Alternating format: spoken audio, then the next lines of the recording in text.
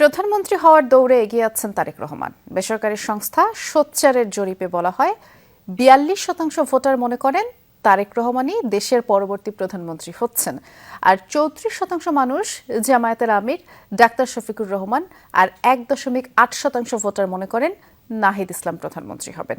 ঢাকা ১৭, ১৩, ১১ ও ১৫ আসনের ২,২৪১ জন ভোটারের উপর করা জরিপে বলা হয় তারেক রহমান, ববি হাজ্জাজ, নাহিদ ইসলাম ও ডাক্তার শফিকুর জয়ী হবেন। ত্রয়োদশ জাতীয় সংসদ নির্বাচনে ঢাকার ৪টি আসনের ২,২৪১ ভোটারের মতামত নিয়ে জরিপ করে বেসরকারি প্রতিষ্ঠান সোচ্চার। বিকেলে কারওয়ান বাজারে এক সংবাদ সম্মেলনে জরিপ থেকে প্রাপ্ত তথ্য তুলে ধরে প্রতিষ্ঠানটি। ঢাকায় নির্বাচন করছেন এমন প্রধান ৪টি দলের শীর্ষ নেতাদের নির্বাচনী আসনের ভোটারদের নিয়ে জরিপটি করা হয়। এটা হচ্ছে এই ৪টা আসনের ভোটারদের পারসেপশন। এটা ইভেন পুরো ঢাকা শহরের পারসেপশন আমি বলতে পারি না, কারণ ঢাকা শহর ওই ৪টা আসন তো রিপ্রেজেন্ট করে না, আর ন্যাশনাল লেভেল তো রিপ্রেজেন্ট করবি না।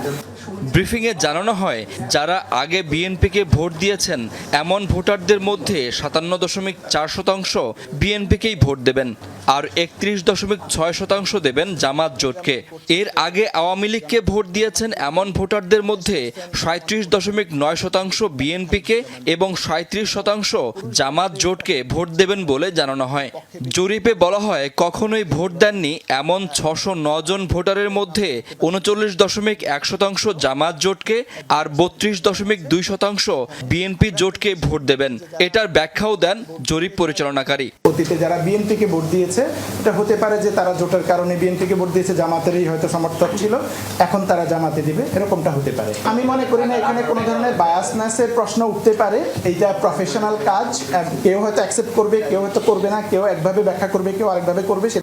জরিপে মতামত দেয়াদের মধ্যে ৫২.২% পুরুষ এবং ৪৭.৮% নারী। আমি ৪ জন ক্যান্ডিডেটের আলোচনায় শাকিল হাসান, যমুনা নিউজ, ঢাকা।